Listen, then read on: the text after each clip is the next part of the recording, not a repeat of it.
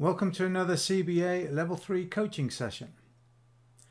This session will focus on the beveled scroll, and it is a standalone session, although you may find it useful to have watched the blown over beveled leaf scroll prior to coming to this one. There are two C scrolls contained within the grille. Both C scrolls have beveled end scrolls. That means, just as we did with the blown over beveled leaf scroll and the water leaf, we need to know how much material is needed to make a single end.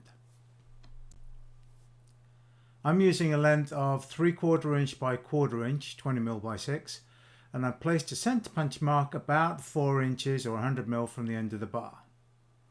After you've drawn down the taper for the scroll, you can measure the remaining stock and calculate how much material was needed to form the taper. Taper is a compound taper in that it tapers in both directions, and the top is not flat but slightly curved. My taper, shown above, is measures approximately 2 3/4 inches or 70mm or so. After you've completed the taper, I make my stock calculations for how long of a bar is needed for the C scroll. I don't need to cut the scroll material from the parent bar yet, but I do need to know how much material I need, and I need to make a mark in the place for the cut, and perhaps equally as important, in the middle of the scroll.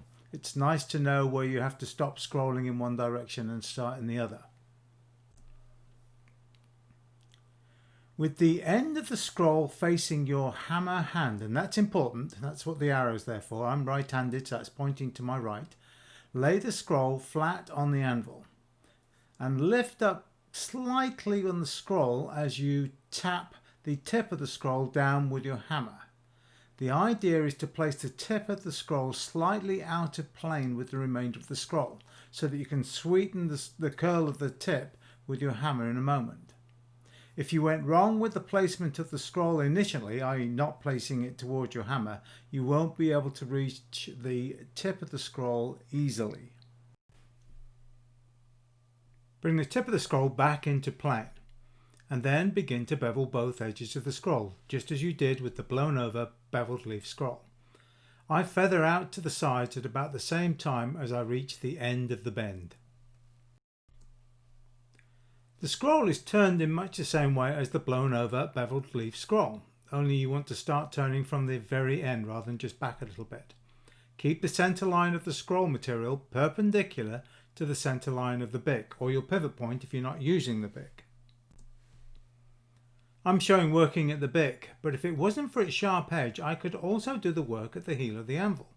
It's the clearance that we need for that scroll turning under the pivot point. It's not the curve of the bick. Working over a purpose-built hardy tool, such as something similar to the offset crimping stake, would also work. If you had a few scrolls to make, I would make the tool.